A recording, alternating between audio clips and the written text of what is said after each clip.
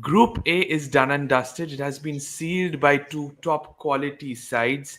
India and New Zealand have progressed to the semi-finals. The two other Asian teams have been knocked out. We'll discuss firstly about this and then move on to the heavyweight clash tomorrow. I have Karthik with me. I have Pranav. Welcome to the show, both of you. Let's start with Karthik. Two good sides, two deserving sides went into the semis, or do you think that you have any sympathy for the remaining two?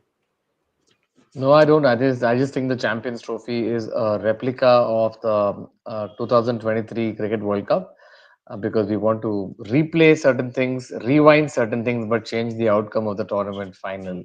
So I think that's all this tournament is for. So it looks like, unfortunately, that at this point of time, there are only four strong sides, and it's very similar to what's happened in 2023. No real changes there. Okay, no real changes, but yes, no Bumrah from that time. Now I think we've got a new prodigy of Harshit Rana into the side. We'll discuss about the Indian squad later on as the show progresses. But Pranav, Bangladesh today, Pakistan yesterday, they're consuming way too many dot balls, and this kind of a modern generation cricket. If you don't score 300, which is I think an average total in ODIs nowadays, and such flat pitches, you're always behind the game. Yeah, I mean, typically the template in Pakistan is to have a bare minimum of 300. For the sort of bowling attacks, especially Pakistan and Bangladesh have, they need at least 20, 30 more. So consuming around 56 overs of dots, 54.2 for Pakistan across 600, Correct. or the 100 overs that they have played up That's until more than now one is innings. actually it's actually a criminal offense. They should be jailed for playing those many dot balls. Probably, yeah. I mean, deserved outcome perhaps because both teams did not have that heavyweight uh, to take them through at least in one department because batting just doesn't click for both sides, and that's where it's become a problem. Okay, batting just does not click. I think they are playing too many conservative crickets, too much, way too much rather. And Utsav comes with a statistic saying 52% of dot ball percentage for Pakistan. And how embarrassing is it, Karthik, for a host nation to be knocked out of the tournament inside the first week? Well, it's And see also, I'm the sorry to interrupt you, but also hosting the tournament after hosting an ICC event after 29 years. See, that's more to do with the political instability in the country or with the facilities that are there or the money that's there. But keeping that aside, I know it's cricket's coming back to Pakistan after a long while, but they're unfortunately also hitting an era where I don't think they've qualified in the semi-finals of the last three 50 over World Cups. Their only closest, um, uh, That was the T20 World Cup final. T20 World Cup in 2022, where they played the final at MCG. But that's the closest white ball conquest that they've got close to. But 50 over World Cups, they were always, poor. They happened to have like a very good Champions Trophy, which they won in 2017, as the wounded Tigers like Imran did back in 1992. But other than that, they have very little to show. So I think as a Pakistani fan, I think they were prepared for the worst. At least if a side, there's a very interesting article that Siddharth Monga wrote in Cricket Info last night where he was saying that at least if Pakistan's blowing hot and cold, there is hope because whenever there's cold, Yeah, there's at least hot at least. This time correct. there's no. This time it's only cold. It's like one winter Exactly. where the night it's only been the night that's descending and the sun's rays have just Correct. not come out. That's how bad Pakistan have been. And as much as you say that they have a defensive battering, I think they've also been done in by injuries. And they're just so dependent on these attacking batsmen at the top of the order, like a Fakhr Zaman or like Saeem Ayub, who's not playing this tournament. Just because Fakhr Zaman, got injured while the New Zealand game was on, they did not have an answer for who else would attack because they got South Shakil and Babar Azam to play, and they got 22 runs in 10 overs. So Exactly. it's very clear that the intent is lacking, and they're expecting Fakhr to only do the job. To me, that sounds very strange because in India, when Rohit sees that someone like Virat Kohli plays slowly, so somebody at the top needs to take that risk. Here's a captain who's changing his complete game. Rohit's a guy who Correct. scores big daddy hundreds. He scored like 170, Correct. 160, 260. He's a guy who has that much depth and range. He is saying, I will change it because I'm the leader. I will go get out for 60 or 40 balls, but I'll give them a start. So I Exactly. don't think Pakistani batsmen are challenging themselves with respect to the demands of modern day cricket. And that way, I think India has a has a good team, very aware of their roles and responsibilities. Pakistan are slightly very Don Quixotic in this nature. They're very, very dated approach to playing ODI cricket. Okay, so you said that the two deserving teams have been knocked out, and they deserve to be knocked out, to be honest, from Group A. But talking about today's game, Pranav, Rachin Ravindra got, unfortunately or fortunately, whatever you can say, got a chance in the 11 because of Darren Mitchell, who suffered from an illness. 112 runs, fourth ODI 100, his maiden Champions Trophy appearance, and does scores smashes the 100. He just loves spending time at the middle, just like we witnessed about Kane Williamson, Joe Root, and etc. But there is a headache for the selectors now, especially for the management. Where does Darren Mitchell come in now? If he has to come, he's to come at the expense of Will Young or Devon Exactly. Conway, and Rachin Ravindra has to open. But I think I love the tradition of having one century every single day in this tournament. We've seen a ton every day, which is nice to see because you started off with Will Young, then followed it up with Ryan Rickelton, Shubman Gill, uh, Ben Duckett, Josh Inglis, and Virat Kohli, and then now Rachin Ravindra. Wow, I that's a think sharp memory, I must say. it's yeah. I mean, also playing fantasy cricket, I think it's good that you accumulate points. But I think yeah, Daryl Mitchell will have to come in because of his ace game against Spain. I'm not saying Will Young plays bad. Obviously, he doesn't. He showed that versus India that he plays Spain really well. But I think Rachin Ravindra has to open. Maybe Conway goes out because Okay. it was Conway who did not play in the Tri Series. Correct, he did not. But But when Conway looked in good Ravindra got, touch today. yeah, but unfortunately he has to sit out. Even for CSK, I wonder Conway does not start. So yeah, I mean, with the sort of form that Ravindra is in, it's hard to ignore him. And I think it's the same thing, same kind of issue that India had with Jaiswal, but eventually stuck with Shreyas Iyer. So eventually, I think Will Young or Devon Conway have to make way for Ravindra. Okay, Will Young or Devon Conway has to make way for Rachin Ravindra, who automatically goes at the top of the order. And you're seeing Daryl Mitchell walks into the 11 no matter what. Fair enough. It's a deserving team that made it to the semis. We'll see. It's a null and void game, but all to play for because the winner of the India versus New Zealand game plays the second team in Group B. So no matter India does go to play Dubai, they have to see whom they play in the second group. Is it Australia? I am expecting Australia, or is it South Africa, or is it any other teams from Group B? Our focus shifts to the two teams I just mentioned. It's Australia versus South Africa at Rawalpindi, our next blockbuster game.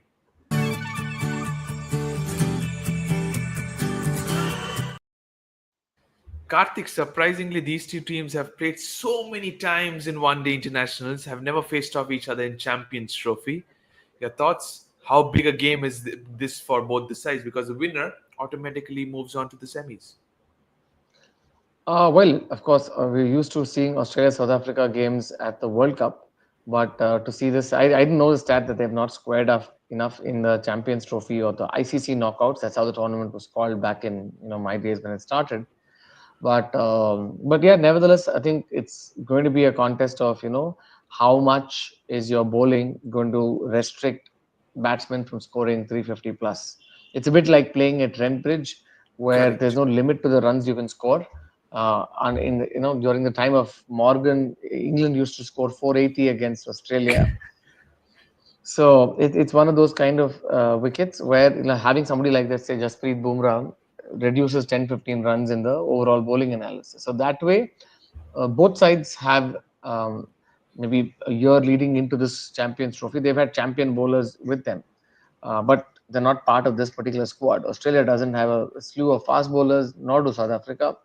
So that gives them, it's like inexperience is there. So sometimes I just think the focus might just be on the batters and the batters in the middle and lower middle order, because that was a Okay. simple difference between New Zealand and other sides. Whenever New Zealand has been in trouble, I'm taking some account of their tri series in Pakistan as well as the first, two games.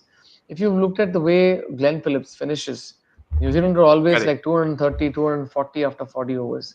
They're able to reach 330 simply because there's somebody here at number five, number six who's going playing that blinder. You had Tom Latham who Mhm. played that, and then you had Glenn Phillips who played a blinder. So New Zealand is somehow able to put these things across. So that way, I think Australia to me looked the more, slightly conservative side, but I like the way they came, and their batting's looking very good.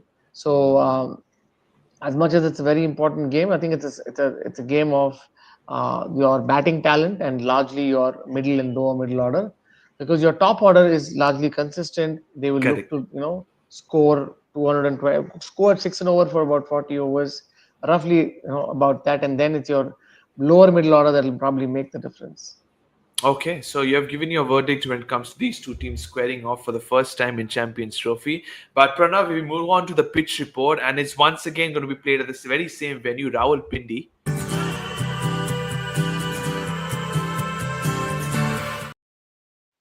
13 matches have been played here, including this match, and 6 times the team batting first have been victorious, 7 times the team chasing have been victorious. Surprisingly, the average first inning score has been 247. And just like Karthik mentioned, two weak bowling attacks.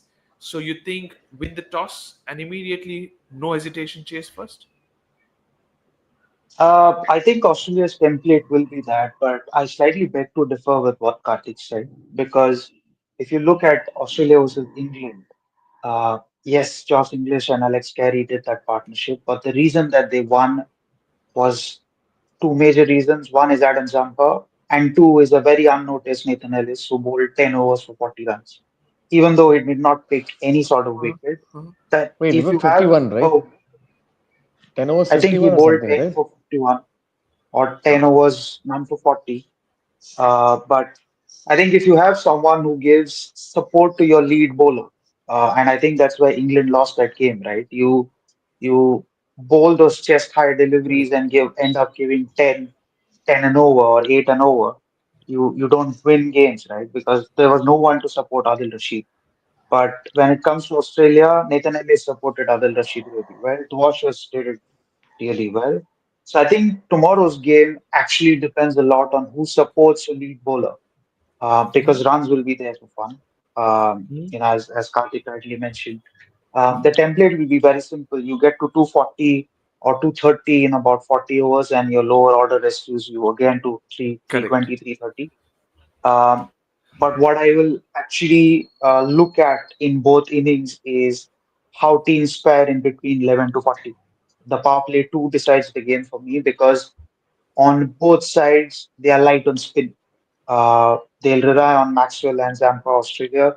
On this side, if they bring Shamsi for Engiri, it looks Exactly, yeah. slightly better, but I don't think they'll do that. The only change I expect is Andy Klassen for Tony Rizzosi.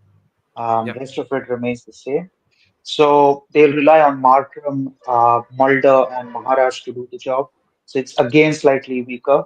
So the middle order enforcers, players like Steve Smith, Manas Labuschagne, Maxwell, Carey, Inglis, and on this side, Markram, Miller, Klassen, uh, So many power Bahuma to an hitters in extent, both the sides. hold the key. So that's where I'm looking at. If they are if they are seizing the game at around 150 for two in that phase, in that around 5 and over in about 30 overs, I think that will seal the game most of the times.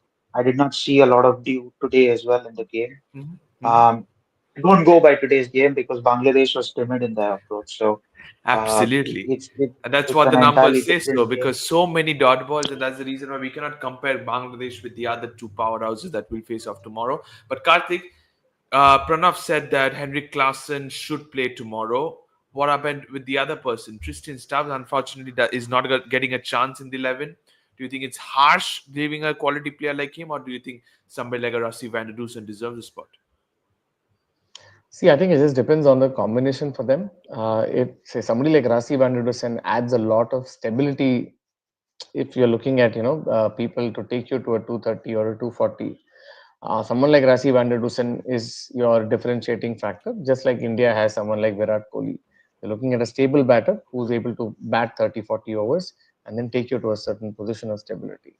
While someone like Klaasen, I don't know the reason why he was left out. I did recall that in the match versus Afghanistan, he didn't play.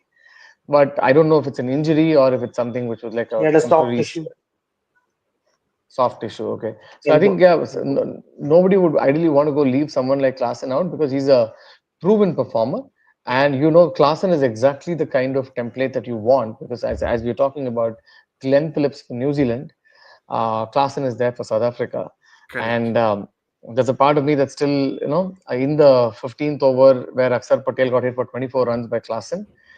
I'm sure South Africa would want to go rewind that and have a very different game. But here, South Africa has an opportunity, just like India. As I said, India wants to rewind this whole ODI 2023 World Cup and then replay it again. Same with South Africa. South Africa were they should have a grudge against Australia because in Kolkata, 212 is what South Africa scored, and they nearly came back into the game when Always, Maxwell yeah. was out, when Maxwell was bowled. And at the point of time, I thought South Africa bungled it up by not putting enough pressure on Australia. And Australia, of course, were led by Pat Cummins very well. Pat They Cummins. managed to somehow, win that game after looking like they were about to lose. So that way, I think someone like Klaasen needs to go finish games for them. So I would be surprised if they were to change a combination. Klaasen would come back, but I'm not so sure they have the same confidence in Tristan Stubbs as much as they have with someone like Klaasen or Rasi van der Dusen, who are players who have given them a high degree of consistency and stability. While Tristan Stubbs does feature in some of their white ball setups for because it's a little confusing with this ODI white ball setup where nobody prioritizes Correct. ODIs. You're judging people Exactly. just basis on their T20 form.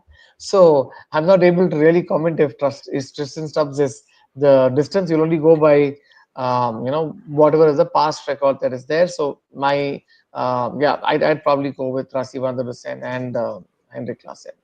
Okay, Henrik Klassen, just like Pranav said, maybe for Tony DeZorzi, we'll come to the predicted playing 11 discussion as the show progresses. But Pranav, here are my three players to watch out for the mighty Aussies, and here they are.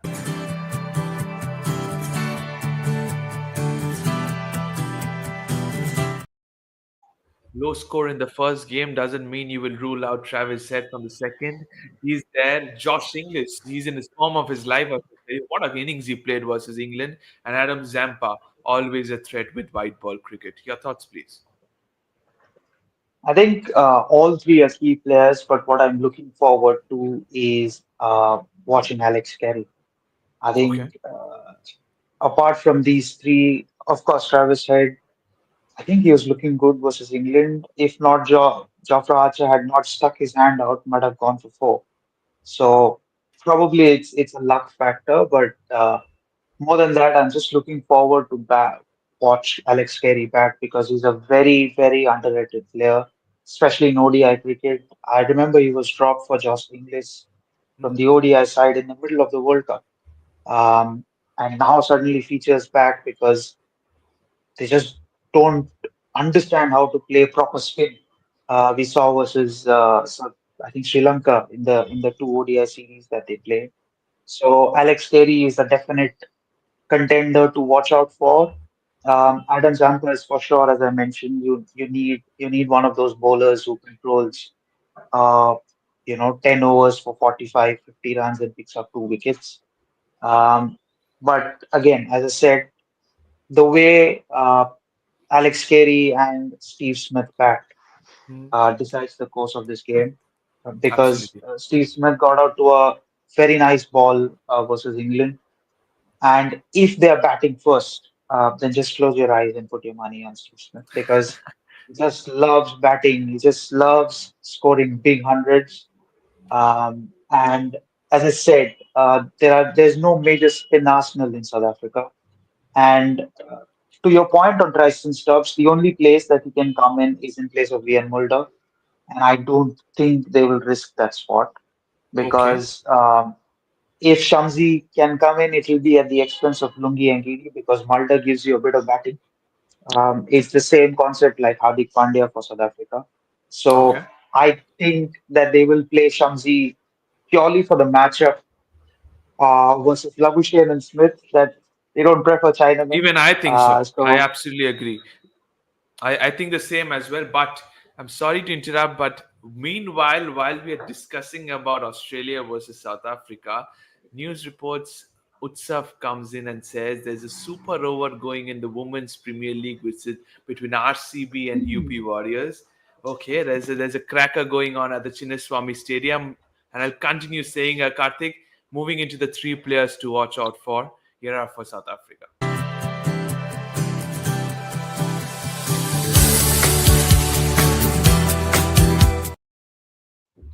Big games, I'm expecting KG Rabada to step up. You went with Rassi van der Dusen. He's one of my players to watch out for as well. And Aiden Markram.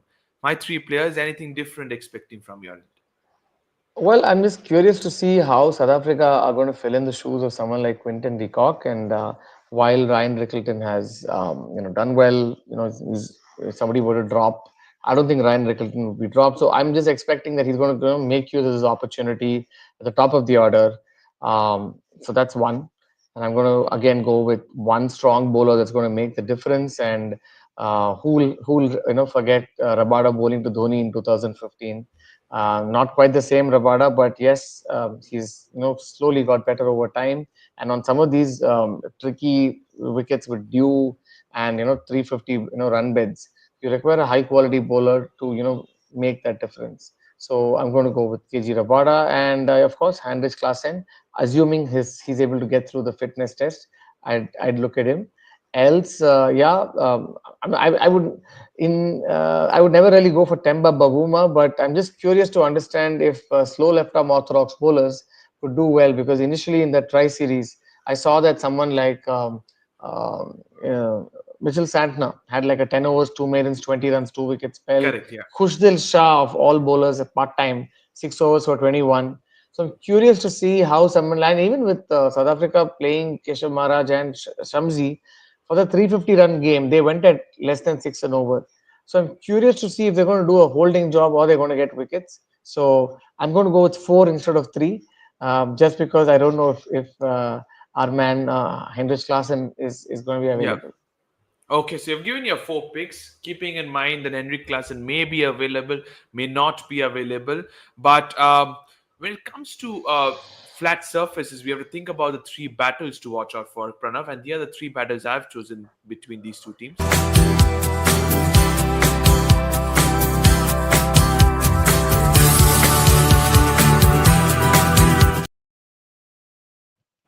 I've gone with three interesting ones, and I want you to know your verdicts as well. Adam Zampa versus Henrik Klaassen if he plays. I'm really hoping because he's one of my battles to watch out for. Then I'm going for KG Rabada versus Steve Smith. Nobody can forget that LBW at Lucknow. And also I'm going with Marco Janssen versus Travis Head. Your three picks, please. I think I'll agree with all three, but I'll add another one, which is Adam Zampa versus Ryan Rickleton, because leg spinners versus left-handers is actually a battle that is very spicy because there's a very positive matchup for left-handers to take on leg spinners. So I'll really look forward to that if Rickleton goes past those 10 overs because Australia's power play bowling is slightly Weak, yeah. weaker, although Dewashiers took 2 wickets. Credit to Alex Carey for that brilliant catch of Will Salt. Without a But doubt. I think if you're bowling under lights, then Rabada will have an upper edge because it starts seeming around for at least the first 15 overs because you'll have two new balls from two different ends. So yeah, I think Smith versus Rabada, yes. I think Smith will win that battle given his trigger movement. He's just slightly altered his trigger movement Mhm. to just delayed his press. So I Correct. think the edge might not just carry on this Rawalpindi wicket, but we'll have to wait and see which wicket they play on.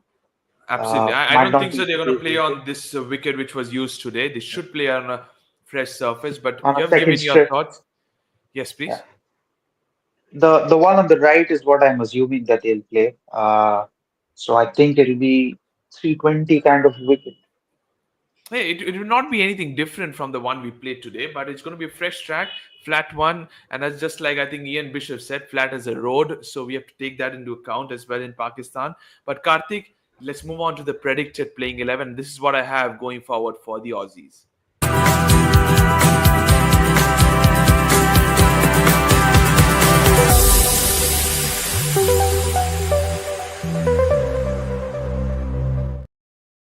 I just heard Pranav saying about Ben Doshers and the catch of Alex Carey, and I was thinking that I don't have him in my predicted playing 11. I've got back and seen about I think his experience in the middle overs might just be key in the flat surface, or do you agree with him saying that Ben Doshers has to play?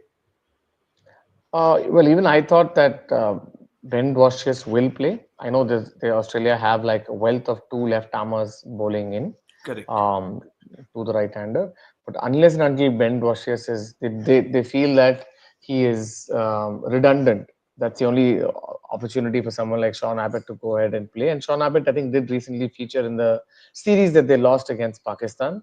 And I kind of feel that while your bowling options are fairly new, these are reasons why you could potentially go lose a series because Australia lost that series 1-2 to Pakistan without some of their top bowling Hmm. options. So Hmm. unless and until they feel that Dwarshuis is like a weak link, I don't think they will be tempted to drop him. To me, I think he plays Dwarshuis and Spencer Johnson to um, uh, to bowl that left arm pace, and then you have Nathan Ellis who has all of those change of pace Correct. Yeah. and who's been able to had that lovely spell of 10 overs 51 runs against the previous game against England, which was otherwise a 350 encounter. So Australia, I think I don't think the Sean Abbott makes it, if to answer your question. Okay, so it's Ben Washers according to you, and I think Pranav also agrees the same. Move on to the predicted playing 11 for the Proteas, and Pranav, this is what I've gone with.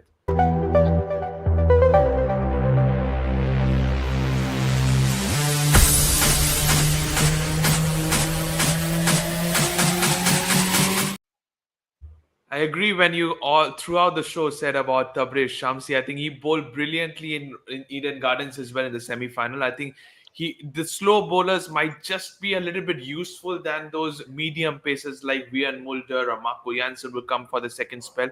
That's the reason why I've dropped Vian Mulder and gone for Tabriz Shamsi as the second frontline spinner. Your thoughts, please, or do you still stick with Vian Mulder? I think there's a reason why Ian Mulder is playing. There's a reason why Trent Washes and Spencer Johnson were preferred. One of them was not supposed to play as per the combination that I had in mind. Aaron Hardy was supposed to play, but they opted for bowling depth than batting depth. But on the other hand, South Africa opted for batting depth than having an extra spinner. They trusted more in Markram Janssen to do the job. But I think more on that, if at all Shamsi plays, it will be at the expense of either Ngidi or Mulder. They'll stick Okay. with Ngidi, I feel, because of his death bowling, because um, Marco Janssen still can't figure out how to bowl at the death overs. He just goes for runs. So he'll be a power play enforcer and middle overs bowler. Um, but if at all Shamsi comes in, then I think he'll be very effective.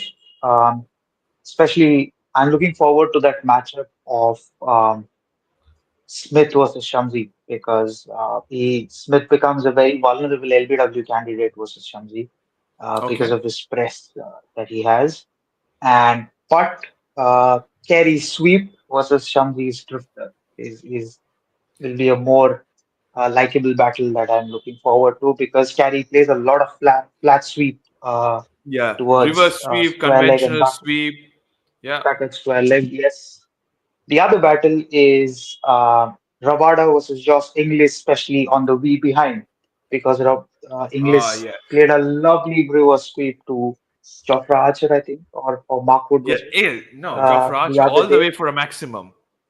for a maximum on that ground. So I think that will be the battle that I'll be looking forward to. But Okay. yeah, I agree with your 11. Maybe Mulder or Ngiri, it depends on the Okay, so fitness. I for now I have gone with Ngidi, but you think either of Mulder or Ngidi makes it Yeah. into the 11 and Shamsi has to play. Predictions time now. It's a very important game. The winner makes it to the semis of Group B. Will it be a broken side of Australia? Will it be the weak bowling unit of South Africa who make it? Predictions time now.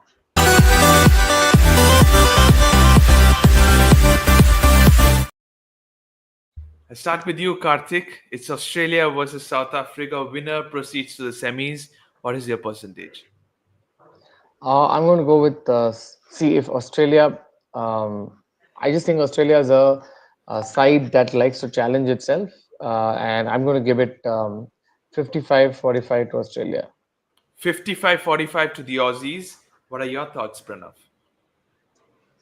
Hmm, uh, I'll give 52-48 to Australia.